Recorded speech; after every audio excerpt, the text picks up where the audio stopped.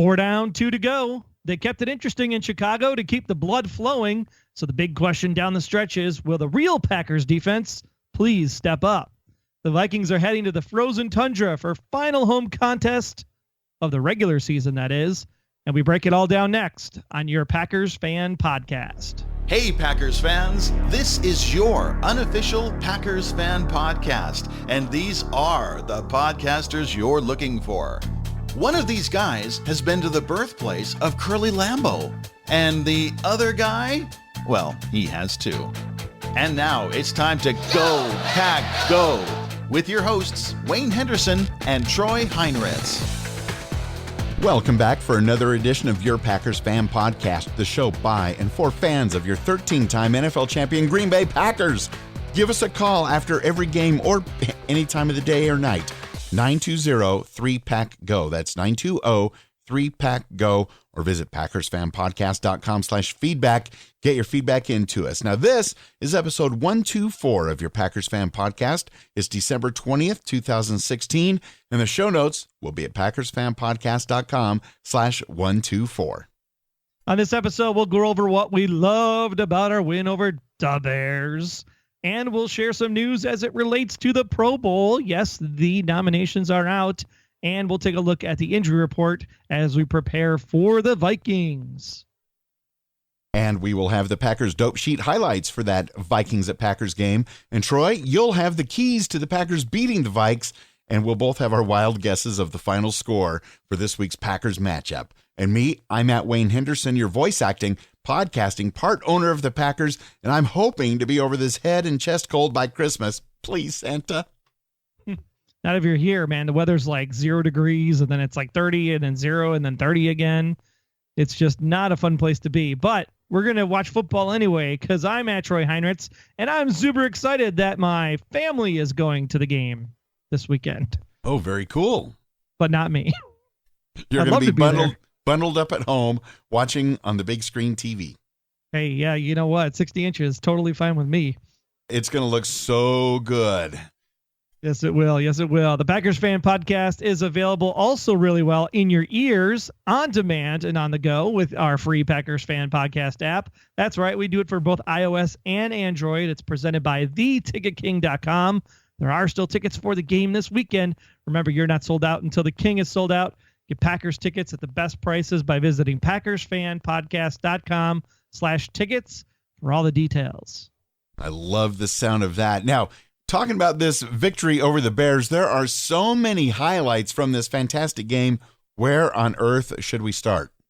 Well, let's start with AR-12, now in contention for the league MVP. I saw news articles today that said that he might be in the conversation now. When you think about what he's been able to do, bringing us back from 4-6 to be in the playoffs as we speak. Yes, thank you to the Carolina Panthers. We are now the number 6 seed in the NFC. Can you believe it, people? I can almost not believe it. And all we have to do is win these last 2 games and we're in. We don't have to rely on anybody else anymore. The fate of our destiny is in our hands. And hopefully it's in our hands and not dropped a few times like happened in this game. But that's okay because AR-12, I think he got better as the game went on with the calf and hamstring injury. In fact, in the press conference yesterday, Mike McCarthy said that Aaron Rodgers actually felt better after the game, and hopefully he'll be 100% by this weekend. Excellent. I love the sound of that. And just the fact that we're playing at home and it's not going to be quite as cold, I think it's all going to be good as we go down this home stretch. And Aaron, if there's anybody that you would classify truly as the MVP of a team, Aaron Rodgers is one of those quarterbacks that without him, who knows where we would be. But he definitely knows when to turn it on and make things happen. In fact, that pass from Aaron Rodgers to Jordy Nelson was 52 yards past the line of scrimmage, and that's the deepest completion for Rodgers this season. No better time. Got to put it up when you got to put it up, right? Because when it's late, Aaron Rodgers does go deep. In the last 2 seasons, including the playoffs, Rodgers has 3 fourth quarter completions of 50-plus yards, including the 52-yarder to set up the game-winning field goal. The rest of the NFL has one. The whole NFL has one such completion in that same span. I love it, Troy. This is so good. And one of those 50-yard plus plays was that last year in the playoffs against the Cardinals. I believe you saw that play. I did, and I could not believe it. Seeing it in person, it made it just even more amazing. And all the Cardinals fans around me could not believe that it happened yet again. And then we do it again now. Thank goodness Jordy Nelson held on to that ball. Oh man, nervous sweats. Yeah. It was like bobble, bobble, bobble, bobble. No. Oh, yes, thank you. But Woo. even if he hadn't, worst case scenario, we go into overtime and win that way, and we're in the same spot. That's right, because we get the ball, and we probably would have scored because we would have handed it off to Ty Montgomery. Holy crap. 10.1 yards average per run. Is that any good? He gets a first down every time he touches the ball. It's fantastic. And even all the commentators on the highlight shows and during the game, they're like, he looks like a running back. And, he's built like a running back. And now he is a running back, even though he's currently wearing, a wide receiver's number. And we do have a listener feedback voicemail later in the show that's going to talk a little bit more about Ty Montgomery for us. The great thing about Ty when you watched him in this game is the patience that he has to look for his blockers. And when you have a running back that has that kind of vision, who knows where the hole is going to be and then waits for the blockers before he hits that hole, that's when you get 60-yard runs down the field. I mean, when he sprinted down, I was like, oh my gosh, did that just happen? And it happened 3 times. 3 times in the same game. We haven't seen that in a Green Bay uniform in a long, long time. Yeah, I think I heard the radio announcers for the game. Unfortunately, the stream that I had, I believe it was the Bears announcers. But I think they said that we hadn't had running quite like that since Sam Gatto. Wow. I remember Sam Khan. That's a long time ago. He was the running back at the game that I went to, my first Packers game at Lambeau, that 4-12 season. Yeah, and to top it off, then you had Michael who rattled off that nice one as well. So 4 big runs from that. And that's the offensive line. You're 100% offensive line, protecting Rodgers most of this game very well.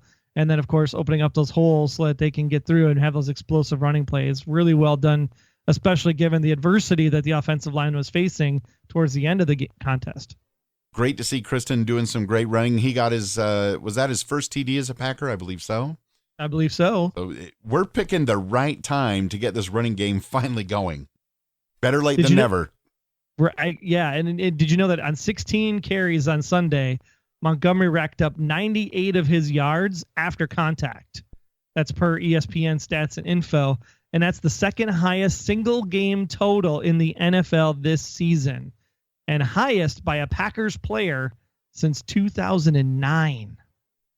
Unbelievable. I mean, he was practically carrying half the Bears down the field. He knew that the playoffs are in reach, and he made sure that it's going to happen if we just win a couple more games. No problem. Yeah, no problem at all, especially when you have a secondary that's doing as well as it is, at least from the safety position, as we have the second place interception, almost first place leading interception person in Clinton Dix. Picked up 2 more in this game to kind of ice it away. 17 points. We get off those turnovers. It's going to be a fantastic experience that we're going to have if the combinations can actually keep happening. Now, granted, we had some miscues with Demarius Randall. Second year, things could kind of figure it out in that kind of thing. But, yeah, great play by Micah Hyde also on the defensive side of the ball, getting that stop at the goal line. I mean, imagine if they would have gotten a touchdown instead of that field goal at the end of the game, and we had to come back from that. Oh, man, it would have been really, really, really interesting. It was just amazing. And HaHa's interceptions were things of beauty. And then Julius Peppers with that sack and causing the fumble. Especially against the crowd that he used to play with. That's always fun to see when that happens. That was not real nice of the Bears fans to boo Julius Peppers. I mean, come on. Well, you do play for the other team now. But still. You remember that time when that old guy, that gunslinger, came out and we all booed him wearing that number 4 in a purple jersey? He was going across the desert following the man in black. No, not that gunslinger. Barf? Favre, yes. Oh, yeah. The gunslinger. Yeah, the NFL's gunslinger. So, yeah, booing is just part of the game. And you know what? If you get booed, you did something right. So that's a good thing. And it motivates you to do even more of the same. And everybody was stepping up. It was great to see Jared Cook finally making some more great plays for us. Looks like his ankle injury is behind him, and we need a big tight end like Jared Cook marching into these final two games. So it was a pleasure to see him doing well, and Mason Crosby coming through in the clutch when we needed it most. And I was surprised when Jared Cook converted those first 2 third downs for us, that our third down conversion rate this year was actually as good as it was. So the fact that we then fell apart, that's usually what happens. Like the sportscasters will say, hey, the Green Bay Packers are like the number 2 team in third down conversion. And then the rest of the game, they can't convert a third down to save their lives. So thanks, TV announcers. We really appreciate that. Not. So I was surprised that we actually had that really good of a third down production based on how we were going in that 4-game losing streak stretch. So the fact that we're able to pick that back up, we just need to make sure we keep converting on third down now as we look ahead to the Vikings. Very, very much so. And, listening to the game on the radio, I didn't get to watch it till later. We were finishing up Christmas shopping, and I was listening to the game because it wasn't on in my area. And when I first tuned in and I heard the announcers saying that Barclay is up at center, I thought, Bart, what? What are we doing? Oh, the Bears, Barclay. I was so scared. I thought that exact same thing, and I'm like, what the heck? Why is Barkley at center? And oh, wait a minute. Woo! Disaster averted. That's funny that you thought the exact same thing I did. That's pretty funny. Oh, my gosh. Great minds, I guess. Well, here's something you're going to be shocked by when I tell you this. Green Bay actually gained more yards on the ground, 226, than through the air, 225. Montgomery and Michael provided plenty of heat on a frozen day in Chicago. Running the ball successfully, as always, is going to be the key with Aaron Rodgers' lack of mobility, but nobody expected it to be 226 rushing yards. And the fact that not all that many, but a fair amount of those yards were by a gimpy Aaron Rodgers. He was still trying to run, get first downs. I don't think he gained all that many, but just the fact that he was trying, it must have freaked out the Bears as well. Yeah, I was trying to see at the end of the game when he's coming down to spike that football. I'm like, is he going to make it all the way down there in time? Or is someone going to have to pick him up and carry him? Hey, that would have made an even better highlight if, say Jared Cook had to lift up Aaron Rodgers, carry him down there. Don't worry, dude. I won't drop you. Please don't. Oh, that would have been funny. Devontae, though, man, I tell you, it's like both those drops, those were 6s. I mean, that could have been another 14 points right there for the Packers had Devontae hung on to those. So I'm glad that Aaron at least still trusted him, kept coming back to him. I'm sure Devontae will be all good for next week.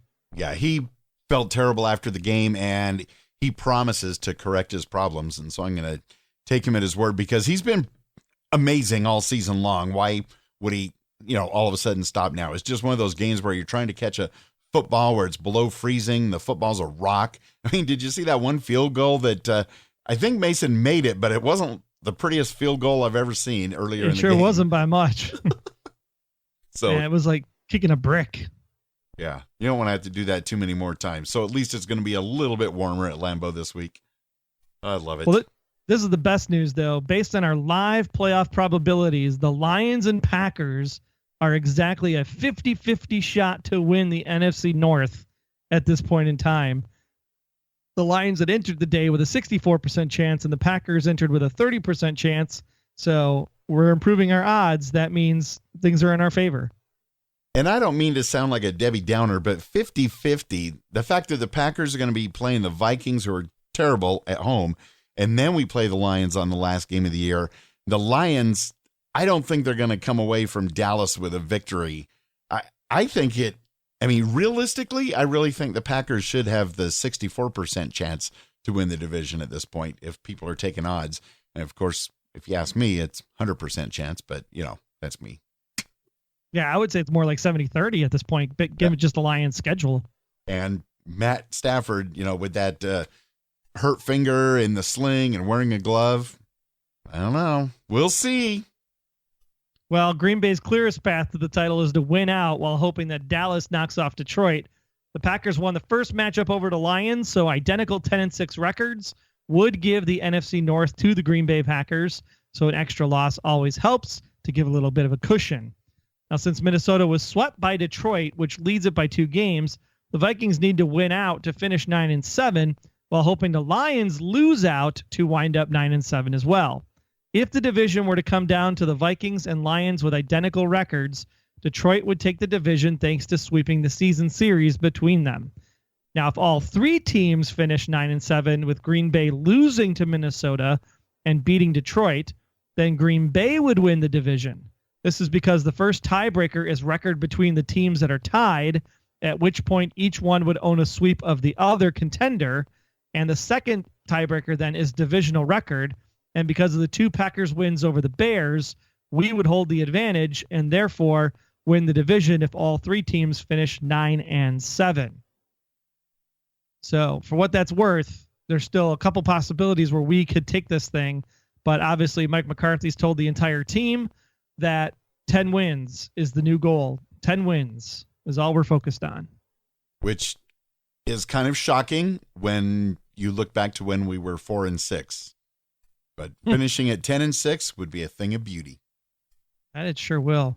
Now, the best part about this whole scenario is that we can actually clinch a playoff spot this weekend. Clinch it? Really? How is that going to happen? Well, it's going to take a friggin' miracle from Santa, that's for sure. So if you look, if you're looking for a Christmas present this weekend, in simplest terms, in order to clinch a playoff spot for the Packers this weekend, the exact 7-step process needs to happen. Yes, I said 7 steps. I'm ready. Number 1, Packers have to beat Minnesota. That's a given. Bing. Number 2, Tampa Bay has to lose at New Orleans. Bing. Number 3, Washington has to lose at Chicago. Obviously, because we have disadvantage against Washington in the tie-breaking situation. Atlanta needs to win at Carolina. That's because we lost to Atlanta. And if that happens, that means that our strength of schedule goes up and our strength of victory goes up. So therefore, that is a good thing to have Atlanta win. Oh, okay. Denver winning at Kansas City. Detroit winning at Dallas, if you can believe that. Yes, if Detroit wins at Dallas and all these other things happen too, that's actually a good thing for the Packers. And if Houston wins versus Cincinnati, because that all factors into, a lot of these have to do with us and Tampa Bay. Now, literally, if we get into a tie situation with either the Giants, the Falcons, or the Redskins, Giants would be the preferable one to be tied with because we beat them, so we win the head-to-head. Atlanta and Washington, we'd be outside looking in because we lost to them head-to-head. But Tampa Bay, we are literally in lockstep with them with the same record, same conference record, same common opponents record. Wow. And I think it's the same strength of schedule. So it's strength of victory, I think, is the next one that comes up. I might have had those backwards. I always forget if SOS or SOV comes first or second. But basically, it's coming down to like the 4th or 5th tiebreaker with Tampa Bay. And right now, we are holding that edge ever so slightly. So the more people that win that Tampa Bay lost to, and the more people that win that we lost to, obviously makes that much better for us overall if we do end up tied with Tampa Bay for that final wild card spot. But it doesn't matter because we're going to get 10 wins. It's good to know that we have this backup plan just in case. And if you're curious about how the rest of the NFL breaks down, Houston is ahead of Tennessee in the AFC South based on their head-to-head 1-0. Baltimore is ahead of Denver and Tennessee based on conference record. The Ravens are 7-3 to the Broncos 5-5 and the Titans 5-5. And Tennessee is ahead of Denver based on their head-to-head where Tennessee beat the Denver Broncos. Indianapolis is ahead of Buffalo based on strength of victory at .439 to the Bills .306. Now over in the NFC, Atlanta is ahead of Detroit based on strength of victory, .452 to the Lions .388. That gives Atlanta the number 3 seed and Detroit number 4. And then Green Bay, as we mentioned, is ahead of Tampa Bay based on strength of victory. So I did have it right. 0.442, and the Buccaneers 0.437. Yes, that is 0.005 of a point is what is getting us into the playoffs right now. That's exactly why Coach McCarthy says, just keep winning, because let's go the simplest path. Yeah. Beat the Vikings, beat the Lions, call it a day. Win the NFC North, and then, woo-wee. Now, we had our weekly Monday Twitter poll. Troy, you came up with a great one this week. We asked the listeners of the Packers Fan Podcast on Twitter, at Packers Fan Pod, given the emergence of Ty Montgomery at running back, should the Packers re-sign Eddie Lacy? And going from bottom to top, 11% said no, do not re-sign Lacy, too much drama. 21% said no, but because not enough proof in the pudding yet. But another 21% said yes, re-sign Lacy, you can't have enough. And the clear winner, though, of the voters at Packers Fan Pod, 47% of the voters said yes, re-sign Lacy because 2 running backs are better than none. Better than none. Because that's where we were about 4 or 5 weeks ago. Oh, yeah, we were running backs. We were going to try anybody and everybody. You never know. You could have seen Mason Crosby hauling the rock down the field. Can you imagine if Ty had gotten in there earlier? Like, we could have maybe avoided that 4-game skid altogether. That would be much preferable in the heart medication department. I ran out after the Bears game. I don't have enough for Minnesota. Everything's closed for Christmas. Yes. So let's make it easy on all of us the rest of the time out. And a couple of folks replied to the question, probably in addition to voting, given the emergence of Ty running back, should the Packers re-sign Lacy? Dominic said, absolutely not. And at Suns Planet said, no, Lacy would not be worth the cost. Sign some linebackers to help our defense. Your thoughts, Troy? Yeah, it's a really interesting concept because where Lacy is a formidable running back, half of, I'm trying to think, like half of his career, he's really not been that factor that we thought he would be when we drafted him. And when you think about what you would actually be looking at as far as a cost factor against the cap in order to keep him around, I think this is what I like to do. I might bring him in because you could probably convince him to come in at a lower number, given the fact that he hasn't been 100% productive in the 3 years he's been with the team. And once you actually have him signed, then you can leverage it for a trade. And then you can say, hey, based on this, and now granted, our trade success hasn't always been the most successful, but I think if we could do that, we could leverage him from a trade perspective and actually get a top tier, like we said, maybe linebacker, outside linebacker, since Julius Peppers is getting a little bit on in the years, and Clay obviously has the shoulder issue, probably will have surgery in the offseason, most likely. I mean, it looked like he couldn't even push a pebble out there, let alone an offensive lineman this past Sunday. So I think, I would sign him and maybe trade him. Or maybe re-sign Lacy and have him play as a linebacker. That's a possibility too. You never know. It's kind of built like a linebacker. It's just a thought. Just a thought. So yeah, that's what I think. I think, re-sign him and trade him. So I think we can get by with Ty definitely being a running back now. The bigger question comes into, what do you do about Starks? What do you do about Michael? Michael's only on that 1-year deal, I believe. So it'll be interesting to see how this all plays out from an economic standpoint.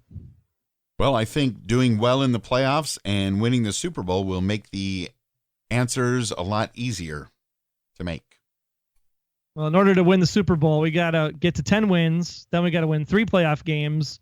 And we got to do it with everybody getting healthy, especially when it comes to that front defensive 7, because that is where we're hurting with Nick Perry out indefinitely with the hand now, not even able to play with a club on it. That's really going to put some pressure on us to see what we can do for that front 7.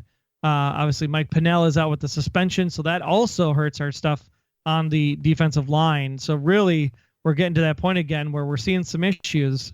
So Jake Ryan and Blake Martinez would be nice to get them guys back, and so that we can maybe do some new fun things there on the defensive side of the ball, because we're going to have to mix it up for the Vikings this week. Now, in the past, didn't you say Mike Pennell is able to return for the playoffs?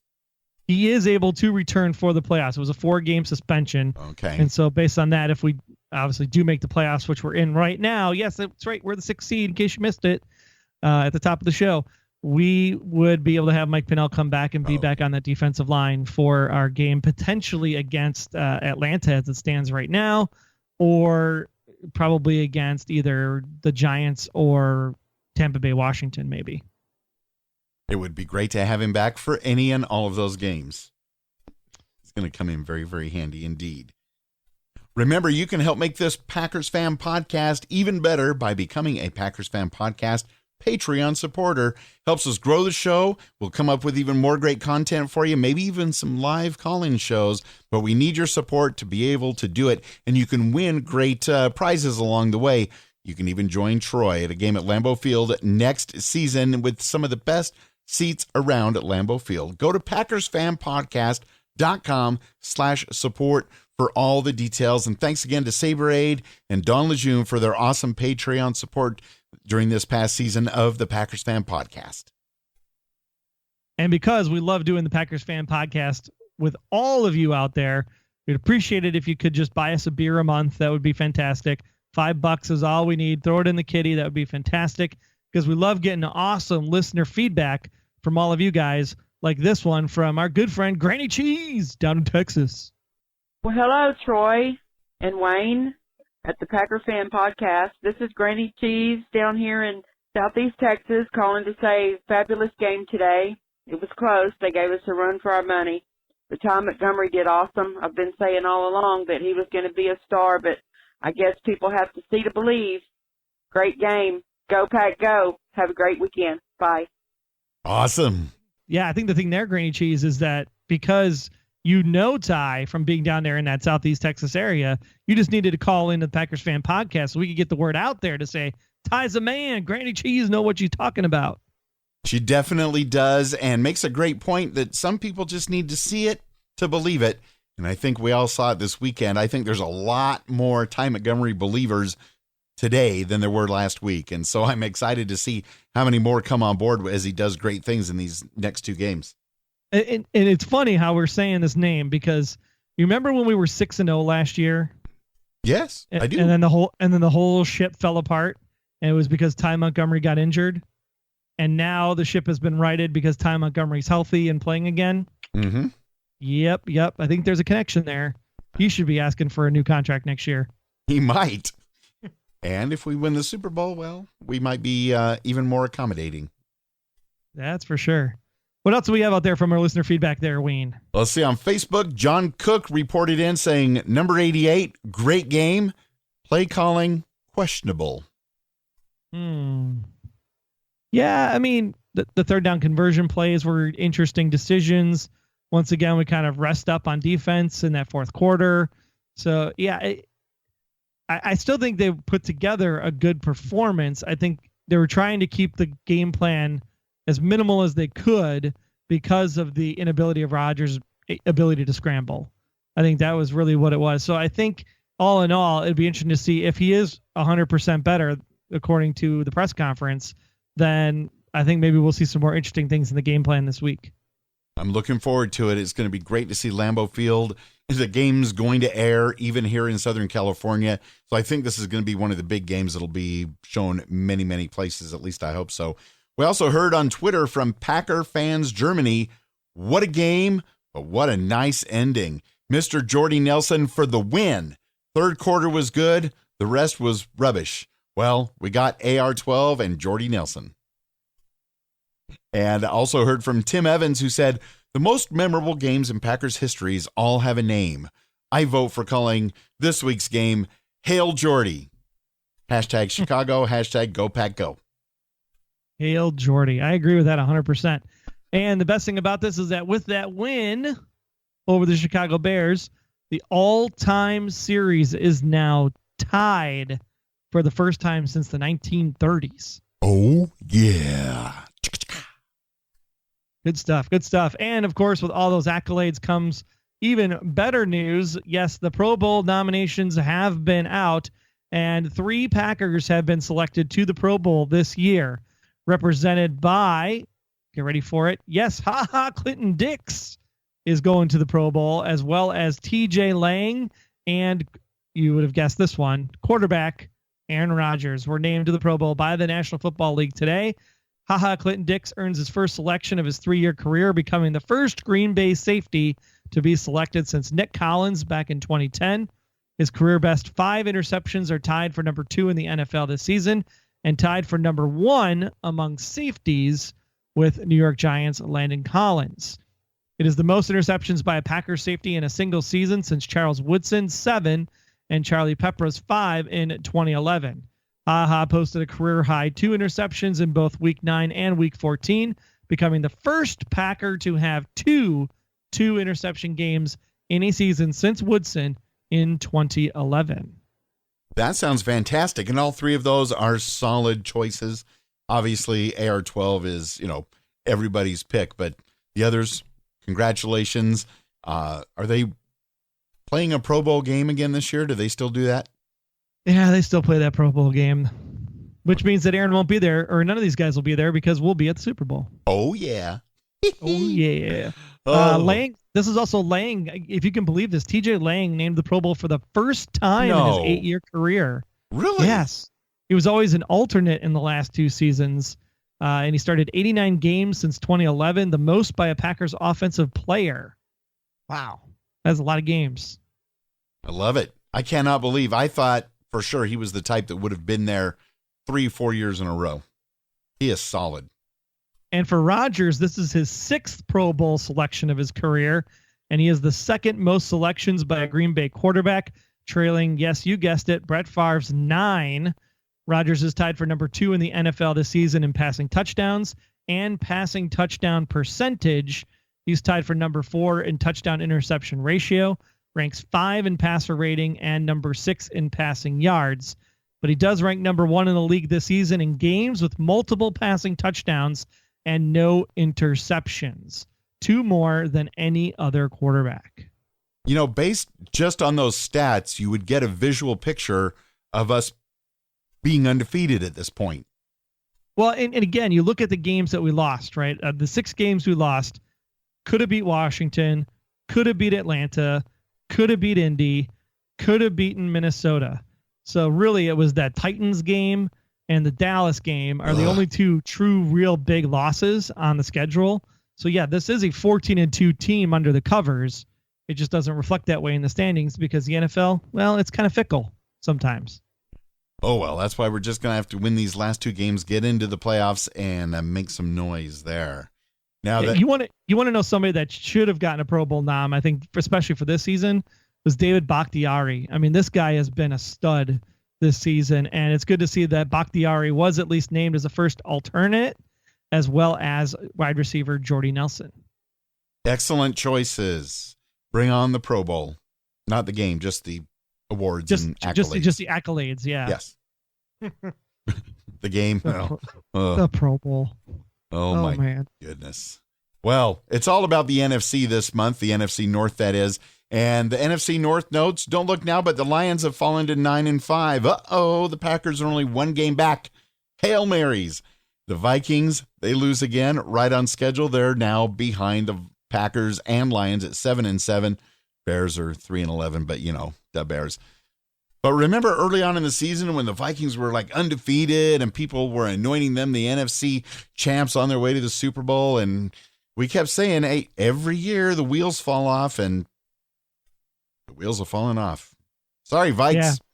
Even though the wheels are back, right? Adrian Peterson back on the field this past week, so we should see a full.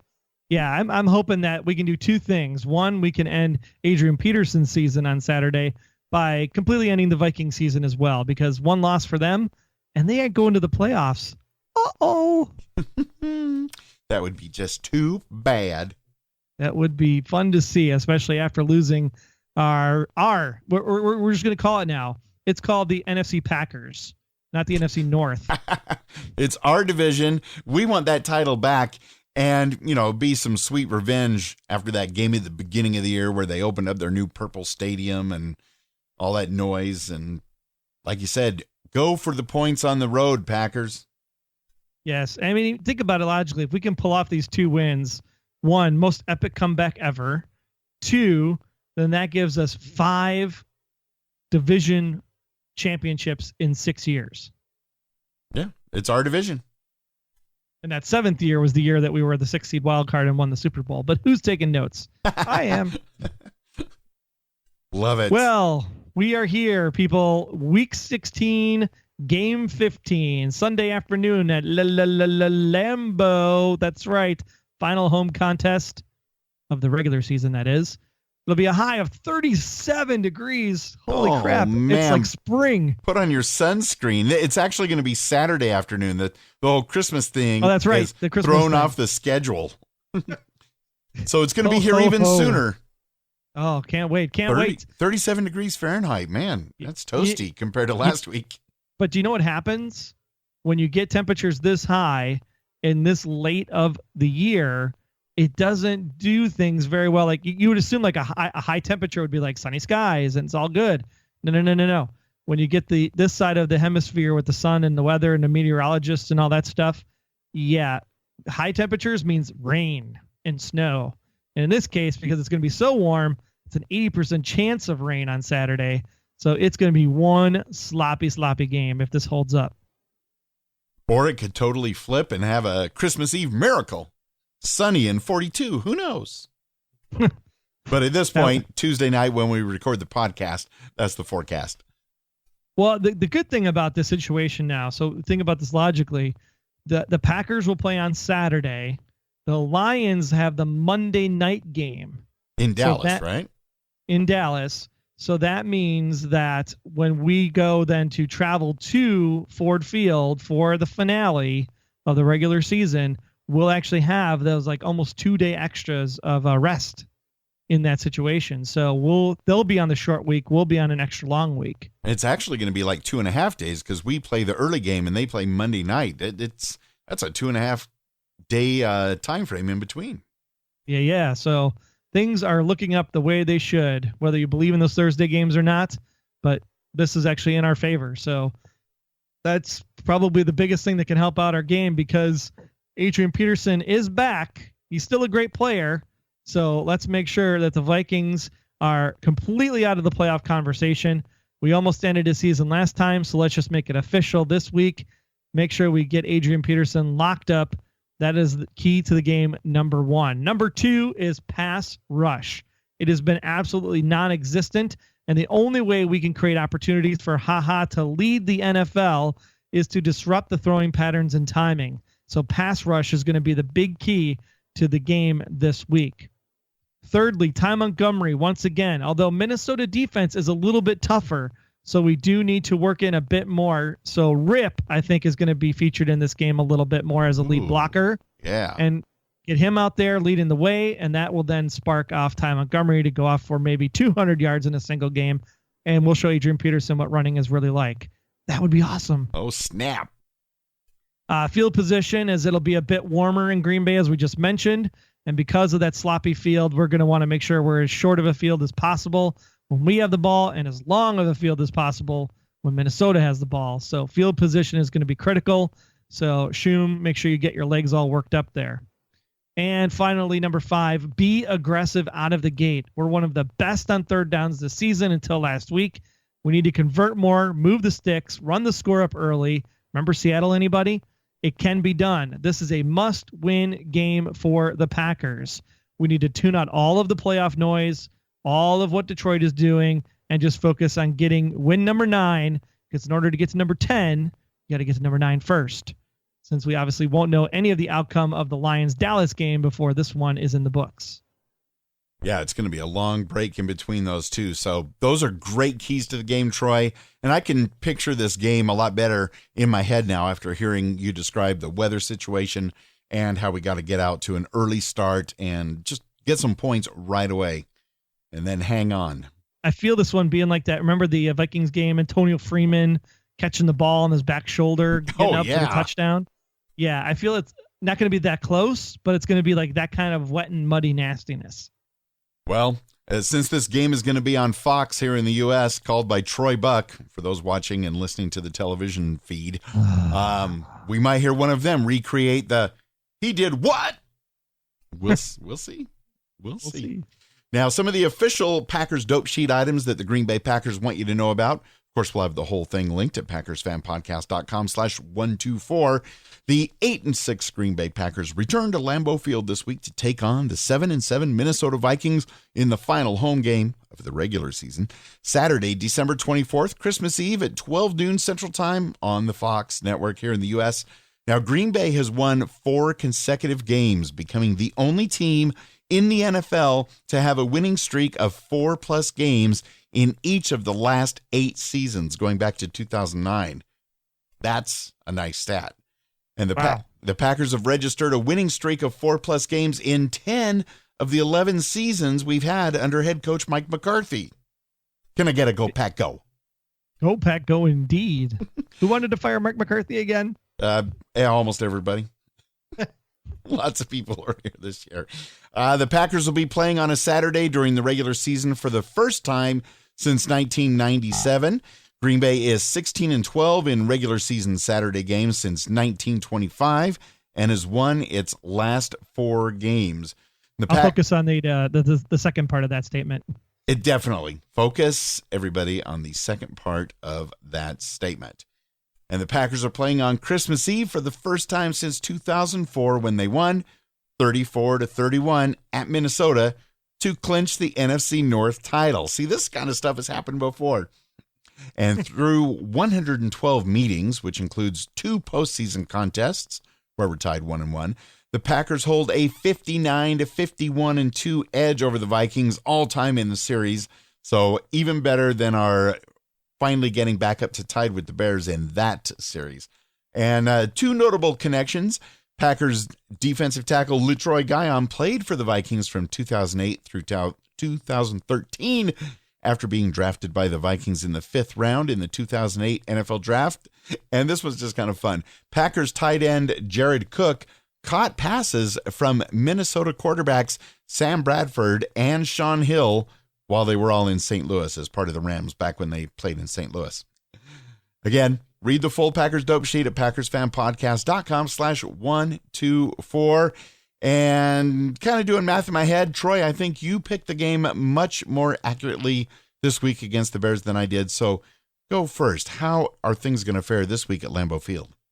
Well, since I did such a good job of picking 33 and we got 30, I'm just going to stick with my 33 for the Packers.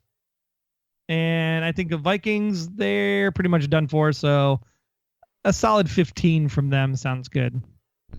Shall I play the Troy card?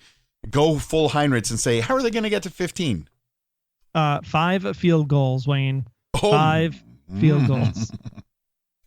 So if you're looking for a kicker for your fantasy playoff championships, pick up the one from the Vikings. 5 field goals this week. And that's all they're going to get.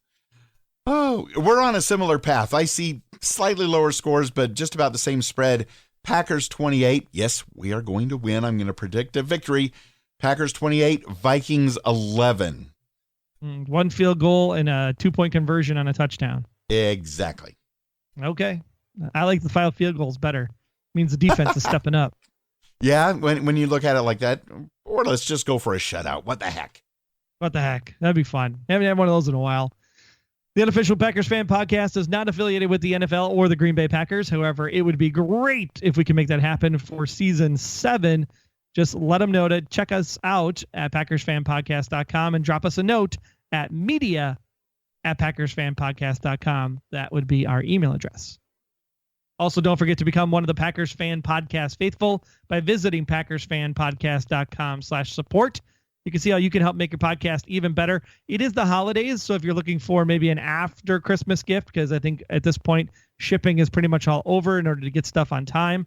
But we have some really great stuff, Packers-related items at Amazon, so you can use our Amazon affiliate link. That's all there at support on the website as well. And, of course, you can sign up for some great audiobooks with Audible, and we'll get a kickback there as well. So definitely lots of fun stuff to do in the new year, Packers-related, to support your Packers Fan Podcast. And if you or any of your friends or family get a new iPhone or Android phone for Christmas or any holiday celebration, be sure to download our free Packers Fan Podcast apps that we have for iOS and Android. Make that the first app on your new device. That way you can take the Packers Fan Podcast on the go with you. Those apps are presented by theticketking.com. Like Troy mentioned earlier, there's still tickets available for some of these final games. Don't get sold out of your next Packers game.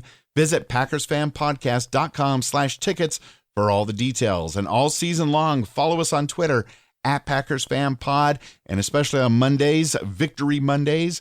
Or of course, this week it'll be Victory Sunday, but on Mondays, we'll have the weekly Twitter poll at PackersFanPod. Look for that. And follow me on Twitter just because. I'm at Wayne Henderson.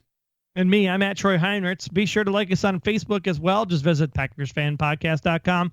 You guessed it, /Facebook to join the community.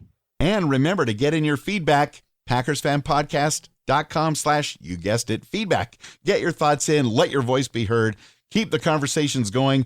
We'll have another fun episode of the Packers Fan Podcast coming up soon. But until then, we just want to thank you for listening to this particular episode of your Packers Fan Podcast.